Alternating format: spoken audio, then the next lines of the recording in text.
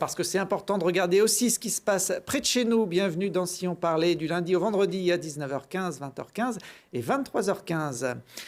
Aujourd'hui, avec nos invités, on va parler de l'espace et de ses filières locales à Grenoble, mais aussi de l'espace vu d'en haut, avec un des rares Français à avoir eu le privilège de voler en orbite. Et pour ce voyage spatial, je reçois Geneviève Fioraso, députée, ancienne ministre de l'Enseignement supérieur et chargée de mission sur la filière spatiale française. Bonjour. Bonjour. À côté de vous, Mathieu Barthélémy, directeur du Centre spatial universitaire de Grenoble. Bonjour Mathieu. Bonjour. Et puis Jean-Jacques Favier, astronaute, spationaute, cosmonaute. Qu'est-ce qu'on dit, Jean-Jacques ? On a le choix. Moi, je préfère astronaute parce que j'ai volé avec les Américains qui, eux, se disent astronautes. Les Russes sont cosmonautes en général. Les Chinois, taïkonautes même, d'ailleurs. Et je pense qu'il vaut mieux rester sur ces deux termes, astronaute ou cosmonaute. Et pour moi, astronaute, puisque j'ai volé avec les Américains. Bon, même si vous avez volé avec les Américains, vous êtes français et même grenoblois. Vous avez passé plus de 20 ans ici à Grenoble dans le cadre de vos études. Et puis après, en tant que directeur de recherche au CEA. Puis vous avez passé 16 jours, 21h et 48 minutes dans un autre endroit où on n'est jamais allé. Peu de personnes ont eu ce privilège. C'est le temps que vous avez passé en orbite à bord de la navette Columbia. C'était en juin 1996. Comment vous vous êtes retrouvé embarqué dans cette aventure avec la NASA et les Américains ? Et, si vous voulez, j'ai toujours été passionné d'espace depuis tout petit. Je dis souvent que je me souviens du premier homme dans l'espace, puisqu'il a volé la veille de mes 12 ans. Donc c'était une date quand même qui marque. Après, donc le spatial m'a toujours passionné. J'ai fait des études d'ingénieur et de chercheur. Je me suis retrouvé au CEA à Grenoble à préparer des expériences spatiales. Et c'était un boulot passionnant, mais qui me frustrait un peu parce que je préparais tout et à la dernière minute, je confiais ça à des astronautes qui faisaient voler pour moi. Donc le jour où le CNES, donc l'Agence spatiale française, et puis la NASA ont décidé d'élargir le spectre des astronautes aux ingénieurs, aux scientifiques, je me suis présenté et j'ai eu la chance d'être retenu. Enfin, pour une première sélection, mais c'était le début en fait d'un parcours de 11 ans avant réellement mon vol. Le vol, c'était donc il y a une vingtaine d'années depuis les États-Unis. Il y a des critères de sélection physique. Vous êtes très grand, par exemple. Oui. On a l'habitude, pour les pilotes de chasse, normalement, d'avoir un gabarit plutôt petit pour entrer dans les avions. Alors, c'est vrai que c'est encore un critère du côté russe en particulier, parce que donc, le vaisseau qui les emmène dans l'espace, c'est une capsule Soyouz, donc il n'y a pas énormément de place. Et j'étais trop grand, bien que j'ai été sélectionné à la fois pour voler soit avec les Américains, soit avec les Russes. Donc, on m'avait tout vérifié, sauf la longueur de ma jambe. Et donc, j'ai volé avec les Américains. Dans la navette, il y avait davantage de place. Et je n'ai pas eu de problème particulier. J'étais quand même le plus grand. Alors, on ne va pas dans l'espace pour faire du tourisme. Vous y étiez pour des expériences. On voit quelques images d'ailleurs de ce que vous avez pu faire pendant ces 2 semaines. Ça servait à quoi ? Alors, donc cette mission était une mission scientifique autour des avantages de la recherche en gravité réduite, puisque vous savez que dans l'espace, en orbite en particulier, on est plus soumis à la pesanteur. Là, c'est vous qu'on voit avec le masque. Hein. Oui, absolument. Donc, 2 parties importantes dans le programme. Une partie sciences de la vie. Donc là, j'étais plutôt cobaye, comme on voit. Donc, j'étais ficelé. À l'époque, comme je le disais à l'instant, le Bluetooth n'existait pas. Donc, tous les capteurs étaient reliés par des câbles. C'est pas forcément très confortable.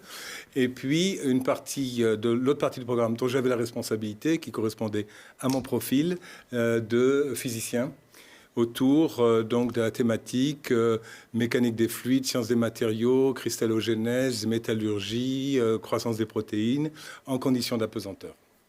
J'avais préparé dans mon laboratoire au CEA un certain nombre d'expériences qui m'ont accompagné, ou que j'ai accompagné exactement, ce qui m'a permis de réaliser sur place des expériences dans mon propre champ de recherche pour mon équipe grenobloise.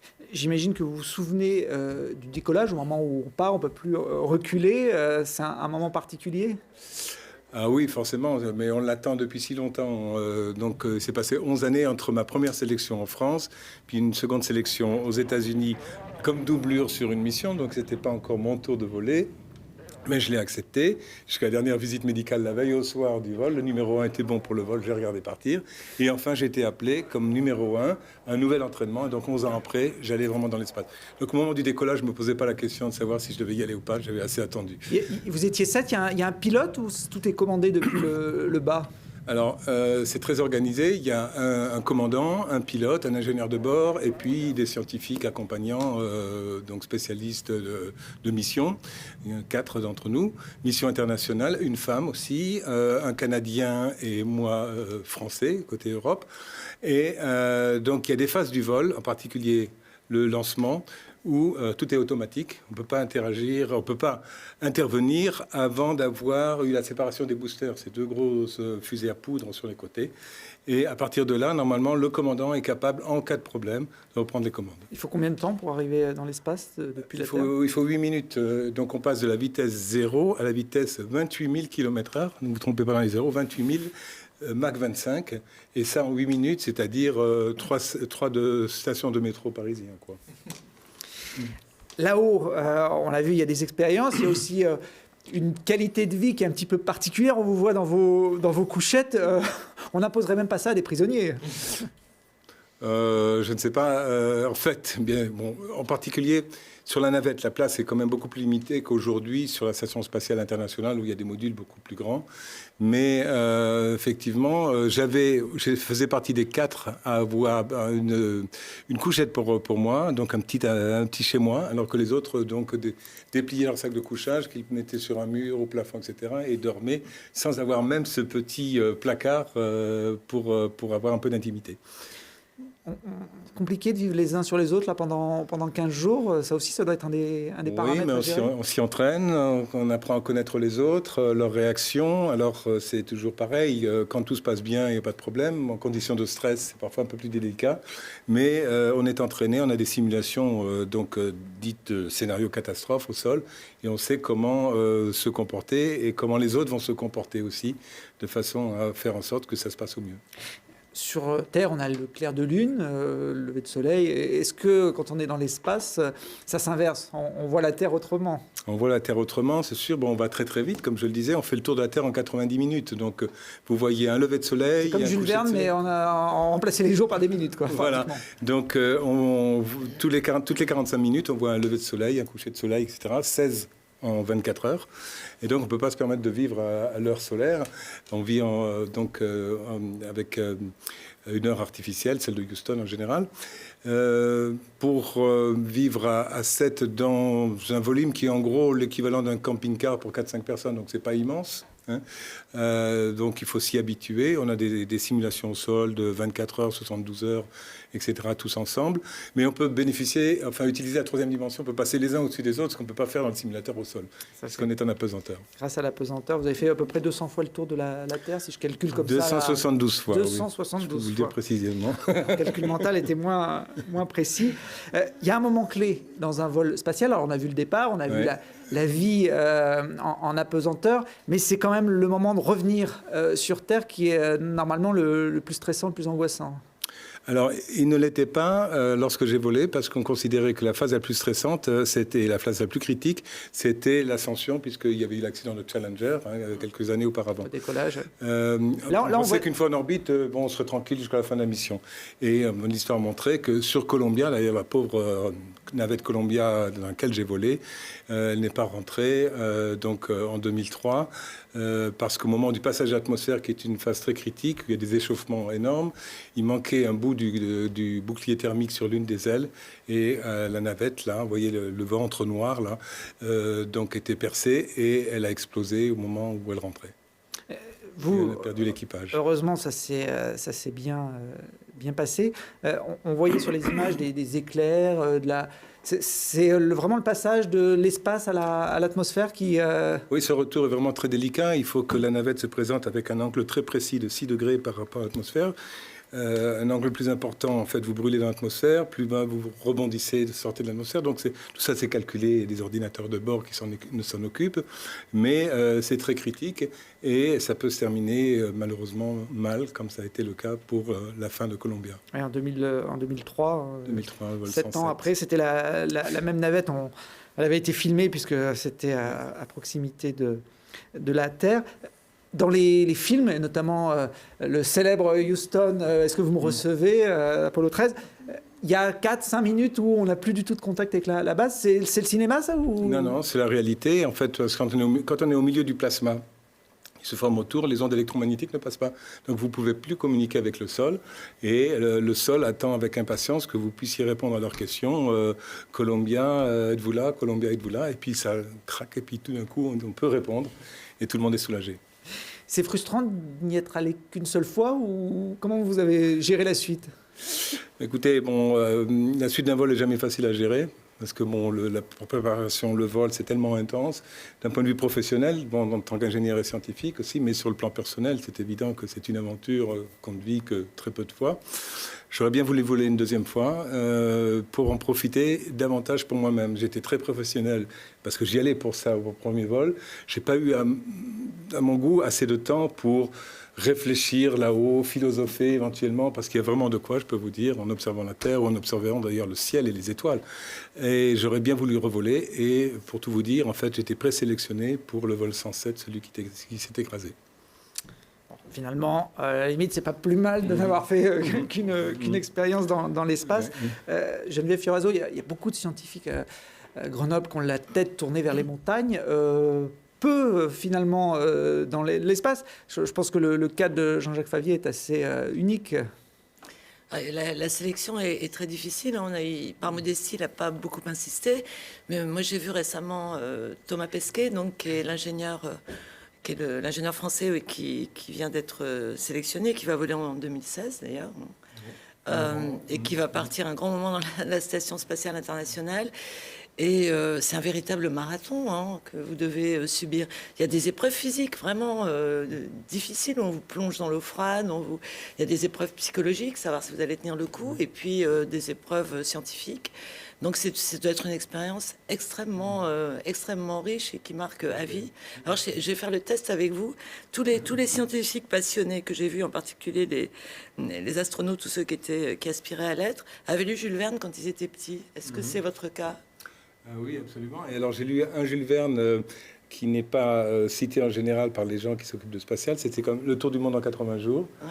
Pour la raison suivante, je vous ai dit que que Gagarine a volé la veille de mon anniversaire. Le jour de mon anniversaire, mes parents m'offrent le bouquin de Jules Verne avec une petite dédicace en disant Phileas Fogg l'a fait en 80 jours. Tu fais partie de la génération qui le fera en 80 minutes. Ma mère a écrit ça. Elle m'a pas dit tu voleras. Elle m'a dit tu fais partie de la génération. 37 ans après, j'étais là-haut. Je dis ça parce que c'est important. On suscite des vocations scientifiques, même si tout le monde n'a pas la chance de pouvoir voler. Oui, ça donne envie, c'est sûr. Ça donne envie. Et il y a une dimension de rêve. Et en plus, comme ce sont des projets internationaux, sont des projets qui favorisent finalement l'universalité, la cohésion, que ce soit au niveau européen ou pour l'exploration plus lointaine au niveau international. Donc, en dehors de toute la dimension économique, environnementale, toutes les applications qui sont importantes, il y a cette dimension qui est quand même assez formidable, assez unique. Alors, c'est un domaine que vous connaissez bien, puisque quand vous étiez ministre de la recherche et de l'enseignement supérieur, il y avait effectivement cette composante. Et depuis le mois de janvier, vous avez été nommé par Manuel Valls à la tête d'une mission pour évaluer la filière spatiale française. C'est quoi le but? Alors, d'abord, pendant que j'étais ministre, on a eu à prendre des décisions importantes sur le lanceur Ariane. Et ce qui était prévu lorsque je suis arrivée, c'est qu'il y ait une version intermédiaire qui avait été spécifié par l'Agence spatiale européenne, le CNES et les autres agences nationales européennes, le DLR en Allemagne, enfin d'autres agences. Et il s'est avéré qu'il y a eu une concurrence venue des États-Unis qui finalement a fait prendre conscience aux scientifiques, aux ingénieurs, que peut-être il fallait sauter cette étape intermédiaire et aller plus vite vers un lanceur plus modulaire, plus flexible, pouvant porter des charges simples ou des charges doubles, plus économiques aussi, parce que sinon, Ariane 6, donc était l'étape suivante, arriverait trop tard et la concurrence américaine nous aurait tués avant que nous soyons guéris. Voilà, donc c'était une décision difficile à prendre. Il a fallu pas mal se battre. Et les Allemands étaient difficiles à convaincre parce que ça ne faisait pas partie de leur feuille de route. Et finalement, nous y sommes arrivés au bout de deux ministériels. Et moi, je portais donc cette feuille de route pour la France. Nous y sommes arrivés. Alors, si vous voulez, c'est un peu le socle. C'est comme la microélectronique. On a le socle, voilà, on a le socle des composants, mais après, ce qui donne de la valeur ajoutée sont les satellites, c'est tout ce qu'on va faire avec ce socle. Et maintenant que ce socle est assuré, même si il il y a encore des petits problèmes à régler comme toujours.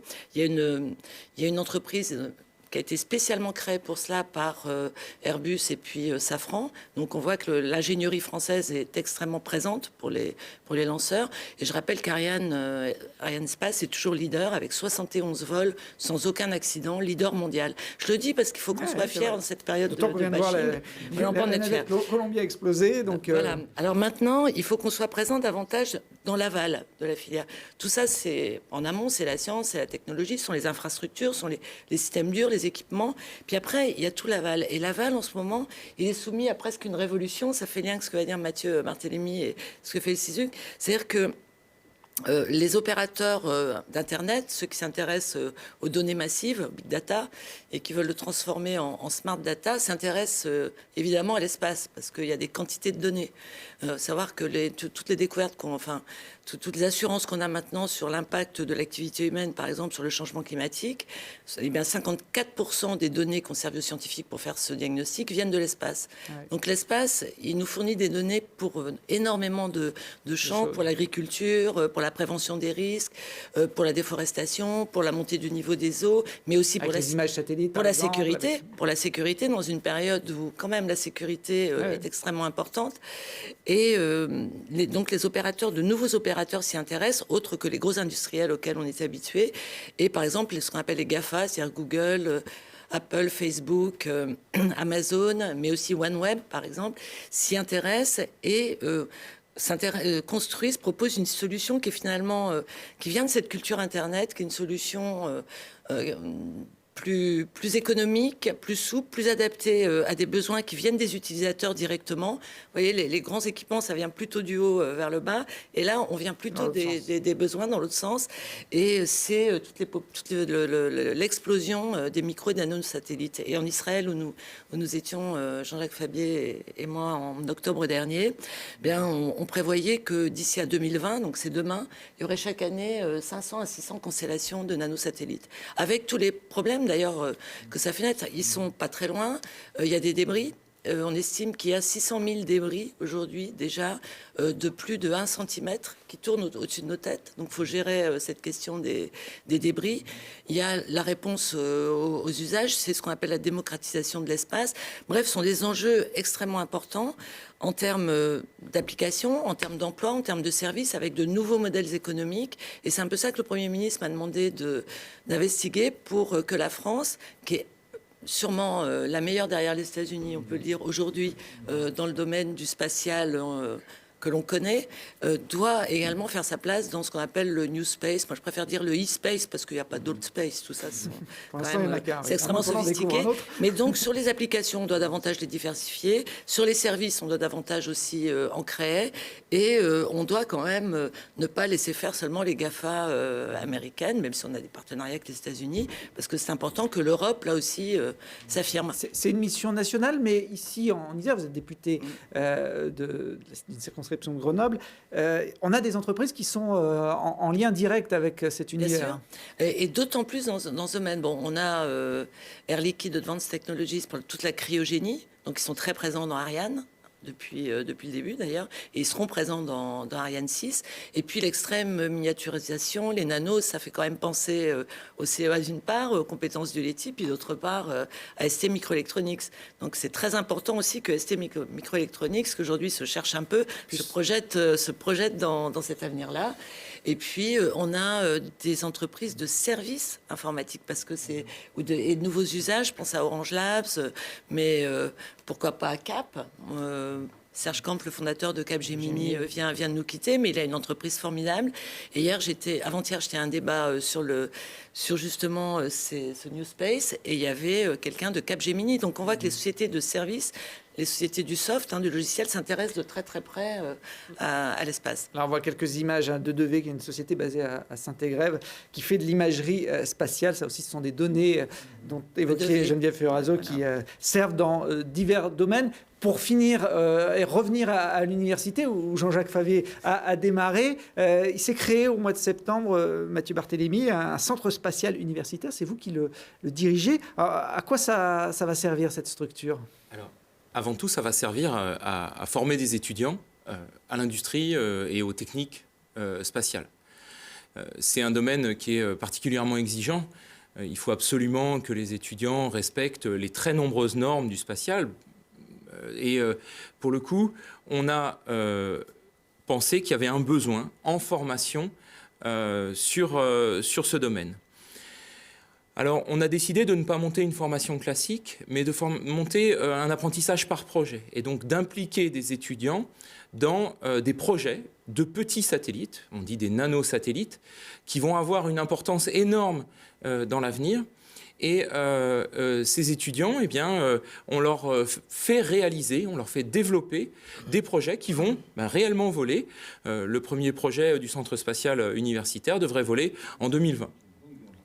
Des nanosatellites, ça représente quelle taille par rapport à un satellite classique, comme on peut voir? Alors, ce sont des petits satellites. On parle beaucoup, pour les nanosatellites, en unités. Ce sont un peu des grosses pièces de Lego. Et l'unité de base, eh bien, c'est un cube de 10 cm de côté, donc qui fait 1 litre. Une brique de lait, quoi, presque. Même un petit peu plus petit qu'une brique de lait, une petite boîte de mouchoirs, vous voyez, qui fait typiquement 1 kilo. Et un point qui est très important, qui consomme environ 1 watt, ce qui est très faible.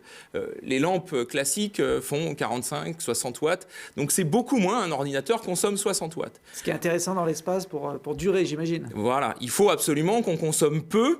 Et effectivement, à Grenoble, en plus de former les étudiants, on va pousser à la miniaturisation des instruments. On a de très fortes compétences sur le site dans ce domaine.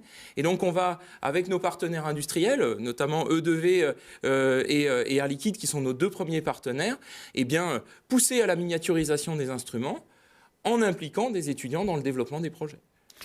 Tous les étudiants peuvent venir à votre centre? C'est multidisciplinaire ou il faut quand même une formation scientifique de base? Alors, c'est extrêmement multidisciplinaire. Alors, bien sûr, on a plus d'étudiants des formations scientifiques et techniques, mais malgré tout, le premier stagiaire ou la première stagiaire qu'on a pris était une stagiaire de l'Institut de la communication et des médias et qui nous a aidés à faire la communication du centre spatial. Il y a énormément de questions sur les business models. Geneviève vient d'en parler. Et eh bien, avec par exemple l'IAE ou l'école de management de Grenoble, on commence à envisager d'impliquer des étudiants dans l'étude des business models de ces nanosatellites. On pense qu'il peut y avoir des startups, des petites PME qui peuvent intervenir dans ce domaine et il faut stabiliser, il faut réfléchir à ces business models. Il y a tout un tas de questions juridiques aussi qui se posent. Geneviève a évoqué la pollution de l'espace. Il y a énormément de déchets. Il ne faut pas que les petits satellites qu'on va envoyer rajoutent des déchets. Et donc, on va essayer eh bien, de ne pas rajouter de déchets, mais avant tout, de respecter l'ensemble des lois qui sont déjà en cours dans ce domaine. Et bien 2020, j'ai noté pour le premier vol d'un nanosatellite grenoblois. Bon courage pour les années à venir. Merci en tout cas à tous les 3 d'être venus pour cette spéciale espace sur le plateau de Si on parlait. On se retrouve demain avec une autre émission, plus classique celle-là.